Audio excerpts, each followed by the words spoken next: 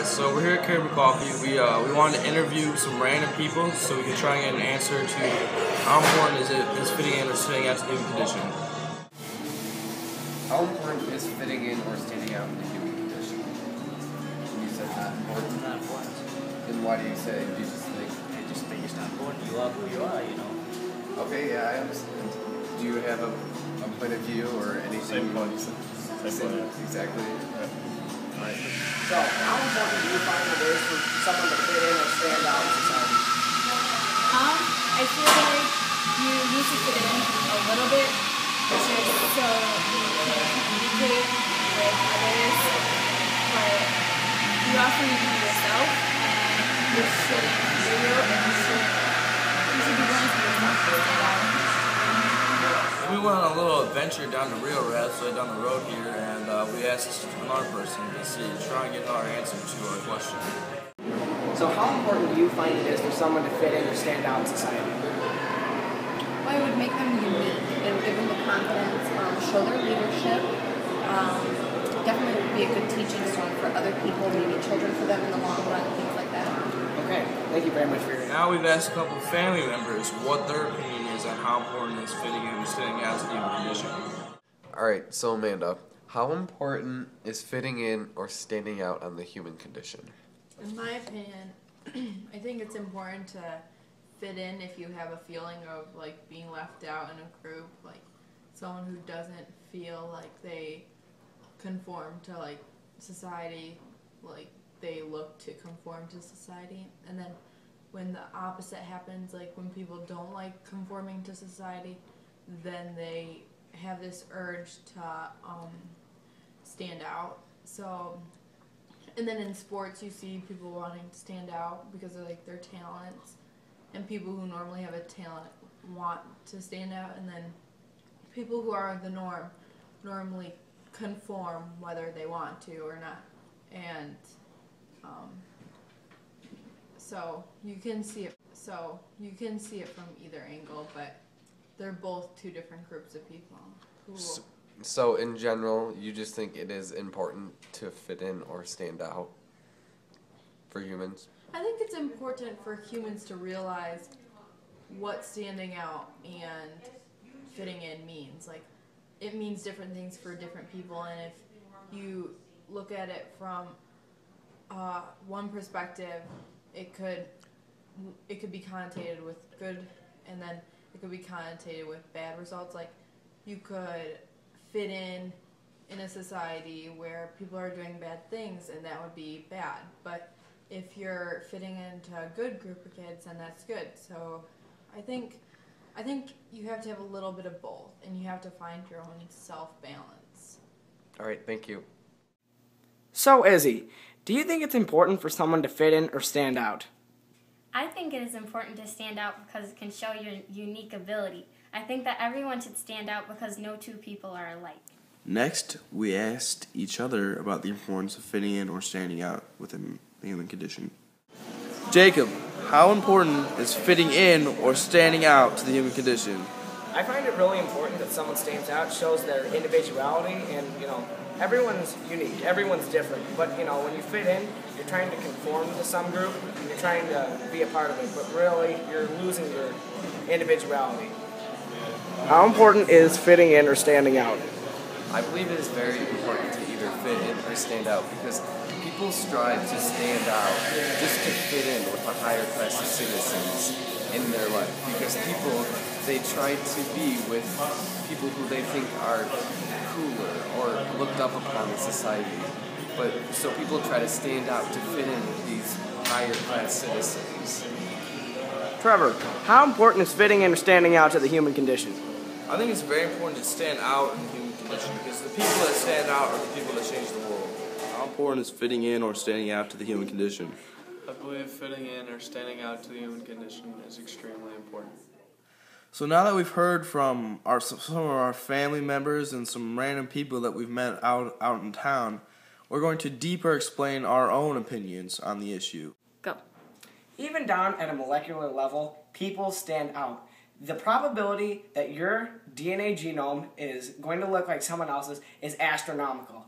So even down at this biological level, people choose to fit into a group. Why is that? I mean, look back at history. The Roman poet Avon said romantically that we should express ourselves and stand out from other people to find our true selves. And yet people don't stand out. Why is that? I think it has to do with peer pressure. Beautiful day at CHS. Oh, look at there's Ryan, Jake, David, and Mitch. Oh, hey Ryan, what are you guys talking about? We were talking about how fitting in or standing out is important to the human condition. Oh, could you explain your answer in greater depth from earlier? Well, I think it's important because you should fit in within your own group, but your group should stand out compared to other groups. For instance, if you fit in with the Spartans, then the Spartan group stands out to every other group because they're so much better at fighting. But you don't want to be identical to the person standing next to you because you want to have a little bit of individualism, so each person is different. But it's kind of like how on the periodic table, another example is... Yeah, I'll catch you later, man. Dude.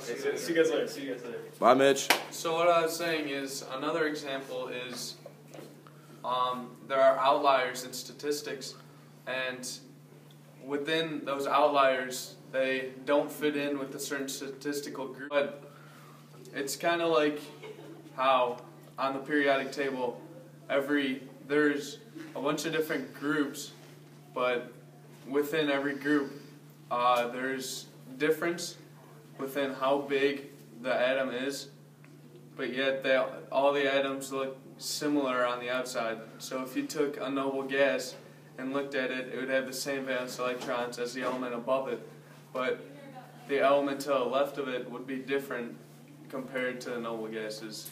So the halogens differ from the noble gases and the alkaline metals and all the different metals, but all the groups differ, but they're similar within each other. But if you took stats of another group, that outlier would fit in with that group. And in The Great Gatsby, Nick is the outlier because he doesn't like to party like Gatsby, and all the partiers are a certain group, and then Nick's the outlier, but Nick would fit in with a group that doesn't like to party, but that group isn't there, so he's just an outlier. Alright, well thanks Ryan, that answer was fantastic. Will you further explain your opinion? Yes, well, to begin, my opinion was people strive to stand out, to fit in with a higher standard of life. For example, many students probably can agree with me because people my age and kids in high school and junior high and maybe even college, I don't know, but they try to stand out to fit in with the high-class citizens or the popular kids or whoever they want to be with. Also, there are many examples from just life situations that can relate to this. For example, ancient Greece, the Spartans they tried to stand out among the other city-states because they tried to take over different colonies and territories to be this huge, powerful empire that's ruling the Greece territory. And throughout history, this is always the same. There's always that one nation, that one dictatorship empire that tries to stand out to fit in with world-class countries. And it also kind of goes along with how we label countries. We label countries first world countries, second world countries, third world countries. So the third and second world countries are going to try to stand out to fit in with second world. Second world's going to try to stand out to fit in with first world. And in first world, this is when it gets dangerous. Try to stand out to fit in with the Roman Empire and the Athenians and the Spartans as these world-class empires.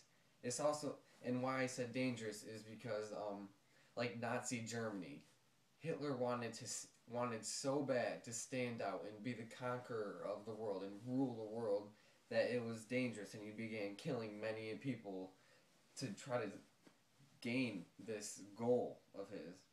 Also another example could be in math, prime numbers, they stand out from the rest because they're for example, 7 is a prime number because no other numbers can multiply to it.